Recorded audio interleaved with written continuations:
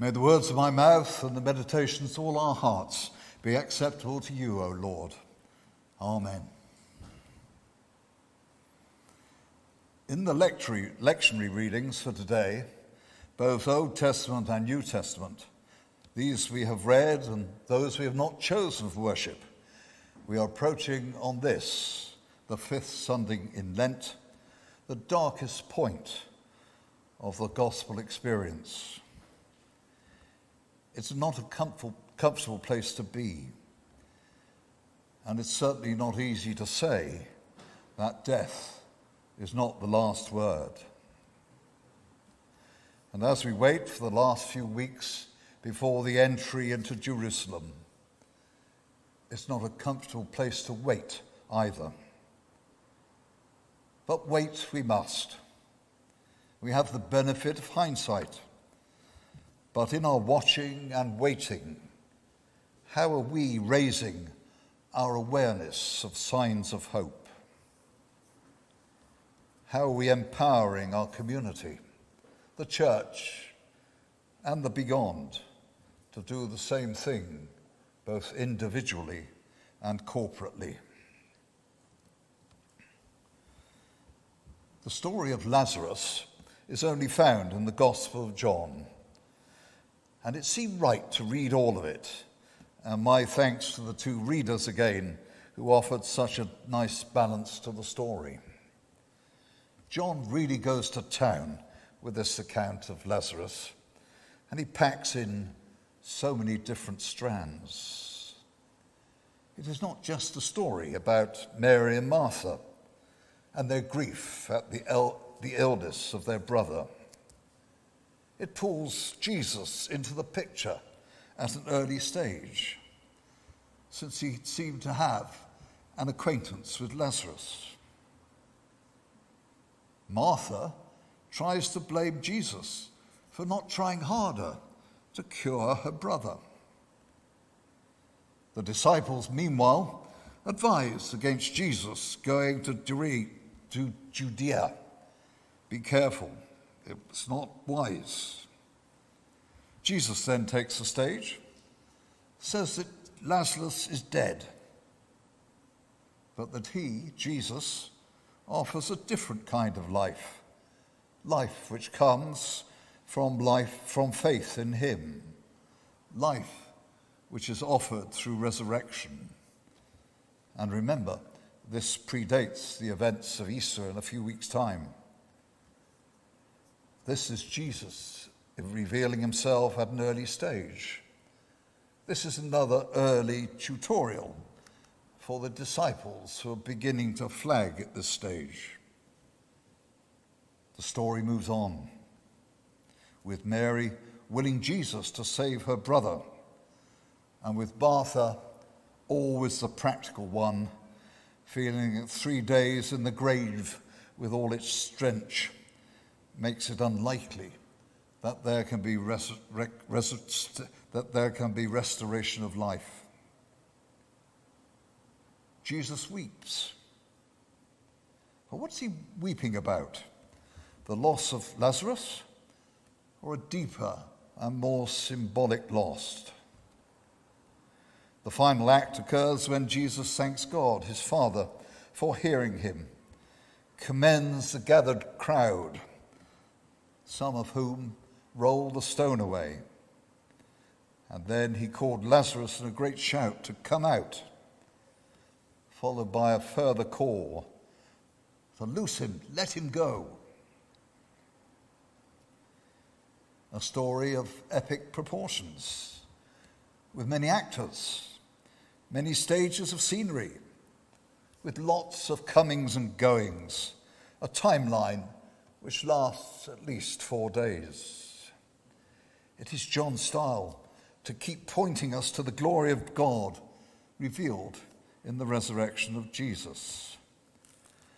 There's lots of theology bound up in this encounter, and the scholars revel in it. I make no pretense to follow their paths, but like to pick up some points from the story which talk to me. Firstly, I enjoy the story of the humanity of Jesus which emerges. Up until this time, he's been very good in his rabbi role, his cheating role. Looking at the scenes around him, he's been able to link people and relationships and events and weave them into stories and parables. And people have responded to them with a variety of reactions. But he's always been ahead of the game. He's always shown the ability to lead, to point to things ahead and not yet totally revealed. But coping with the serious illness of Lazarus is a new experience for Jesus. There seems to have been friendship between them, and certainly between Mary and Martha. It was Mary who had wiped the feet of Jesus with her hair. And then there were the circumstances. Bethany was known to him. The house was certainly a busy place, with stories about the illness of Lazarus, the inevitable questioning, how is he? How do you think he is? Where is the doctor?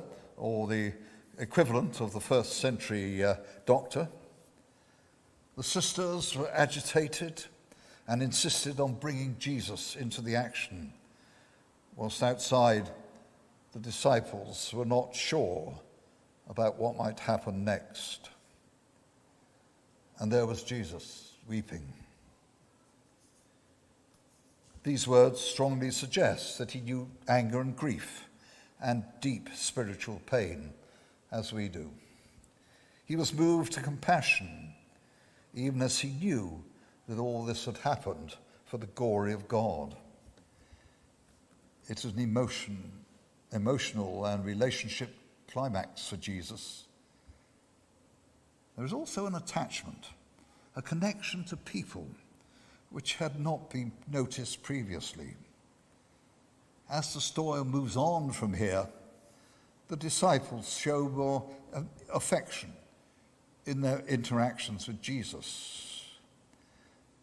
This whole incident, indeed the whole chapter, seems to serve as a catalyst for Jesus opening himself up to humanity. The climax of the story comes when Jesus calls out, "Lazarus, come out." And come out he did, trailing strips of cloth, his bandages behind him. Is God speaking to you and me today through this shout? We find it hard to confirm with a great shout. That's not our style, although we might already have confirmed it in the depth of our hearts. And we do know that God greets us and confronts us in all sorts of unlikely situations. I remember glimpsing a Bible on the open suitcase of a member of a group with whom I was traveling. It was probably packed by his mother as a last item before the case was closed. And apart from taking out the clothes, it might not have been opened during the time away. But group members had noticed. They refrained from commenting, but in their open hearts, who knows? Have you been watching a series of TV programs called The Piano, when pianists are asked to play in station concourses? And if you've been to St. Pancras recently, you will most likely have seen a station piano in action. 4 pianists were then invited to perform at the Royal Festival Hall. They all had interesting backgrounds. They'd all faced up to life's challenges in many different ways. And interestingly, they were all young people, although that was not a condition of entry, since many of the pianists were spread across the whole age range. The winner and I hesitate to call her so, since they were all winners in their own ways, was an 11-year-old girl, blind, with little speech, walked with difficulty, and had other disabilities. She expressed in her music an extraordinary affinity with the piano. She was at one with the music, whether in the hall or watching at home. We couldn't help to be entranced, gripped by something beyond ourselves. The judges called it an act of genius. The audience was utterly absorbed. There was an intensity of silence that I would call spiritual, reminiscent of worship occasions when one felt that something beyond ourselves was taking control and directing. And there were also tears. I feel sometimes that to talk about God's call is somewhat old-fashioned, that we think we might be past that. We are too sophisticated. However you term it, when you hear God calling with the piano, the pianist, or with the Bible in the open suitcase, it can overtake despair. It can manage denial and cause us to a new life. Oh, and by the way, reflect that the name Lazarus translates as God helps. And a final thought. Who moved the stone? We only know that they moved it. Who are they? It was not Lazarus, so this means that the physical act was done by others. So Lazarus is set free by the act of others. It needed the action of others, of community action, to make possible an important part of the story. Do you read the stories of the lives of so-say celebrities, people in the public eye, people found often in the weekend press? They're often led of their own volition to talk about their early days. They remember some associations with faith, but say much of that has now fallen away. But on occasions they have a hankering after the spiritual, but the church has no part in it, of course. And then there are people likely to move within our circles, but with no sympathy with churchy things. Certainly the history of the church is not totally unblemished, but in its absence, who is going to move the stone away? Who is going to shout for the strength of the community around us? Think of the anti-slavery movement in the 19th century. Think of the history of the trade union movement in the 20th century. Think of Christian aid. Countless are the stones that have been moved in the name of justice and peace, and through the one who proclaimed himself as the way, the truth, and the life. Loose him. Let him go. Is this God's call to us? So be it. Amen. A pause for reflection.